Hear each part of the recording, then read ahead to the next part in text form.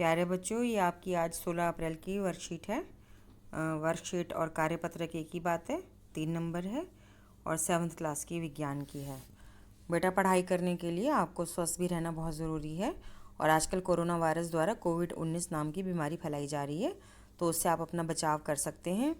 कैसे कर सकते हैं? जब भी घर से बाहर निकले मास्क लगा के निकलें, 2 गज़ की दूरी का पालन करें यानी सोशल डिस्टेंसिंग का पालन करें और जब भी घर के अंदर आएँ अपने हाथों को साबुन से अच्छे से धोएं। ठीक है बेटा?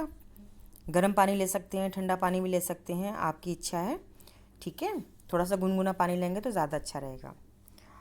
तो बेटा, हम पादपों में पोषण की बातें पढ़ते आ रहे थे पिछली वर्कशीट में। तो हमने आपको बताया था कि जो पौधे हरे होते हैं उनके अंदर क्लोरोफिल होता है, उनको हम स्वपोषी कहते हैं। लेकिन आज हम आपको ऐसे पौधे के बारे में बताएंगे जो हम मनुष्य और अन्य प्राणियों की तरह से पोषण के लिए दूसरे पादपों पर निर्भर होता है, जबकि खुद भी पादप है वो, मतलब पौधा है लेकिन हरा नहीं है और भोजन के लिए दूसरे पौधों से भोजन चूस लेता है। इसको हम विषमपोषी कहते हैं और इस प्रकार की प्रणाली को विषमपोषी प्रणाली कहते हैं। तो ये चित्र देखेंगे, एक हरे रंग का पेड़ है जिसके वो पीली पीली डंडियाँ सी पड़ी हैं, ये अमरबेल कहलाती है। ये पादप यानी पौधा होता है, इसके अंदर क्लोरोफिल नहीं होता है। अपना भोजन उस पादप से प्राप्त करते हैं जिस पे वह आरोहित होते हैं। आरोहित मतलब पड़े हुए होते हैं। जिस पर ये आरोहित होते हैं वह पादप परपोषी कहलाता है, क्योंकि अमरबेल जैसे पादप परपोषी को अमूल्य पोषकों से वंचित करते हैं, इन्हें परजीवी कहते हैं। बेटा, मतलब ये आराम से समझेंगे कि जो पौधे हरे हैं वो स्वपोषी होते हैं, लेकिन जो पौधे हैं लेकिन हरे नहीं हैं उनको हम विषमपोषी कहते हैं। ठीक है ना? अब मनुष्य भी विषमपोषी, क्योंकि ये अपना खाना खुद नहीं बनाता। तो बेटा, जो विषमपोषी पौधे होते हैं वो भी अपना खाना खुद नहीं बनाते, क्योंकि वो क्लोरोफिल नहीं होता ना उसमें, हरे नहीं होते ना, इसलिए तो वो पौधों से ही पोषण लेते हैं। तो जो हरा पौधा होता है उसको हम कहते हैं परपोषी, और उसके ऊपर अमरबेल जैसे विषमपोषी पौधे पड़े हुए होते हैं उसको हम कहते हैं परजीवी। जैसे बेटा, जूं आपके सिर में रहती है तो जूं क्या है? परजीवी है, और आप क्या हो गए? परपोषी। समझ रहे हो ना? अब मान लीजिए आपके घर में मेहमान आते हैं, मामा आए आपके घर में, तो आप क्या हो गए? आपने मामा को चाय पिलाई और खाना खिलाया, आप परपोषी हैं। लेकिन मामा तो चले जाएंगे ना, इसलिए वो परजीवी नहीं है। लेकिन ये तो जाते ही नहीं ना, ये तो वहीं रहते हैं, इसलिए इनको हम परजीवी कहते हैं। फ़र्क है बेटा, ध्यान देना बात पे। ठीक है? तो क्या आपने ऐसे पादपों को देखा या सुना है जो जंतुओं का भक्षण करते हैं? मतलब पौधा है, हरा है, लेकिन फिर भी वो जानवरों को खाता है। तो बेटा, जानवर का मतलब हाथी शेर नहीं है। जानवर का मतलब है छोटे चूहे, छोटे पक्षी, छिपकली, मेंढक, मक्खी, मच्छर और जो केंचुए, इस प्रकार के पौधों को खाते हैं। तो पौधे जो हैं उनको खाते हैं। तो बेटा, ये पौधे के अंदर कैसे चले जाते हैं खाने के लिए? तो बेटा, कुछ पौधों की पत्तियों पे घड़े जैसी रचना होती है और वो घड़े के अंदर बाल होते हैं, ऐसे ऐसे मुड़े मुड़े बाल होते हैं। जब कोई भी छोटा जानवर या चूहा इनके अंदर गिर जाता है तो वो बाहर नहीं निकल पाता, इन बालों में फंस जाता है। और इस घड़े रूपी रचना के अंदर रस होते हैं, पाचक रस होते हैं, जो उसको घोल के पी लेते हैं।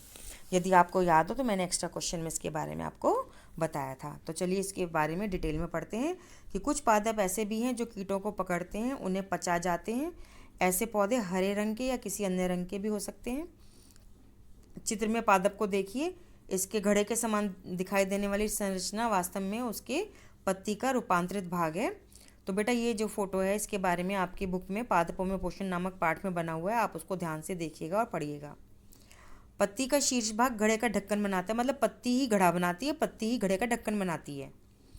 यह घड़े के अंदर अनेक रोम होते हैं, रोम मतलब बाल होते हैं, जो नीचे की ओर ढलके रहते हैं। जब कोई कीट घड़े में प्रवेश कर जाता है तो वह बाहर नहीं निकल पाता। घड़े में उपस्थित पाचक रस इन कीटों का पाचन कर लेते हैं और उसको चूस लेते हैं, रस को। ठीक है? तो ऐसे पादपों को हम कीटभक्षी पादप कहते हैं।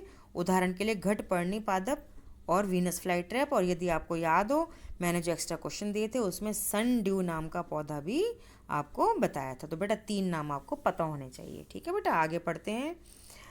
ये पादप कीटों के ऊपर इसलिए निर्भर होते हैं क्योंकि इस प्रकार के पादपों को मृदा से सभी प्रकार के पोषक तत्व नहीं मिल पाते। कहने का मतलब ये है कि पौधे हरे हैं, अपना भोजन बना रहे हैं, लेकिन इनको पूरा पोषण नहीं मिल पा रहा।